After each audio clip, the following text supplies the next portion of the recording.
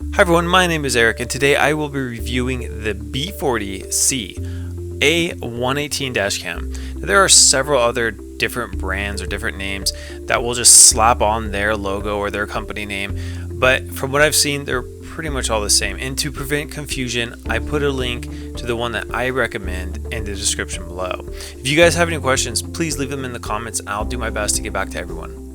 You can get this with a GPS antenna, which you can see here. Most cars will have a little space to hide your wires. I hid mine in the window. It's actually in between the window and the interior lining. It took me just a few minutes to install this, and you can barely see the wires. This dashcam is one of the best on the market for less than $100. A lot of other dashcams on the market have a suction cup that hangs down and will oftentimes fall off when you're driving or if it gets too hot.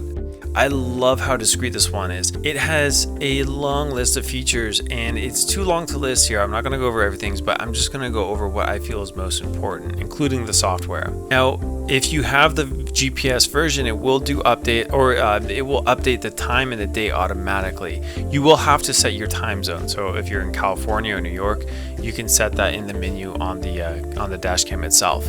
The software I use with my B40-A118 is totally free. It's called Register Viewer, and it has a ton of features. I really don't see the need to use any of the paid versions out there because this thing pretty much has everything you need. Now, each video clip that your dashcam records actually records GPS coordinates written into the metadata of the video file. So you're not going to have a separate file that you have to worry about. And you don't have to be tech savvy either. It's just the video file. You just drop that into the program and it'll load up. Now, if you have the little micro SD plugged into your computer, most of the time it'll actually just pick up those video files automatically and you don't even have to drag them in. It really just depends on your computer. Now, if you don't have an internet connection, the only thing you'll be able to see is your speed.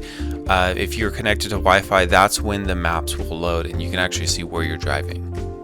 Now, thankfully, I've never had to use my footage in court or for insurance reasons, but it's a very important piece of evidence if you ever get pulled over or if you ever get in an accident. Now, I know a lot of people, and I've heard a lot of stories where the other person at fault tries to blame everything on them. Now, without any dashcam footage, it's really all hearsay. You know, one person's going to blame the other. Now, having the dashcam, I would believe that it would be indisputable. Now, I'm not a lawyer, but I'm very confident that having this much information, like location and speed and the actual footage of what happened, can definitely help determine who is at fault. Now, to me personally, I think a dashcam is not something nice to have. I think it's something that everyone needs to have in their car. In Russia, drivers have been using dashcams for many, many years, mostly because of the corrupt police. Now, if you're ever ticketed for running a red light, speeding, or whatever the cop decides to nail you with, you'll have some pretty solid evidence on your side. Now, that's assuming that you're in the right. So I'm just going to show you a few of my favorite features about the software.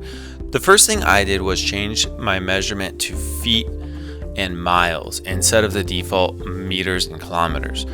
And what I really like is you can easily zoom in while playing the video or while it's paused.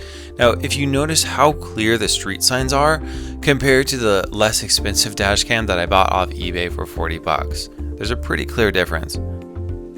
You can also scrub through or pick different speeds. The audio is pretty good. As you can hear, it's not perfect, but it can definitely hear a conversation. I switched to Google Maps because it's what I'm familiar with, but you do have other options in here. So if Russia, I guess, uses their own maps, China, and then there's also a couple other ones in here. I like Google Maps, very detailed, but that option's up to you. The GPS works great. It has a really fast refresh rate. Now, I've compared my speed from the software to what I was actually driving, and it's spot on. That's all I wanted to cover today about the software and the dashcam. I know there's a lot to go over. If you guys want to check out more information, I typed up a full review over on rcdad.com. I included a link down below, and I also included a link where you can pick one up for the best price, as well as the software. So if you guys like the video, please thumbs up, and make sure to subscribe to keep up to date with my future reviews. Thanks so much for watching. Bye.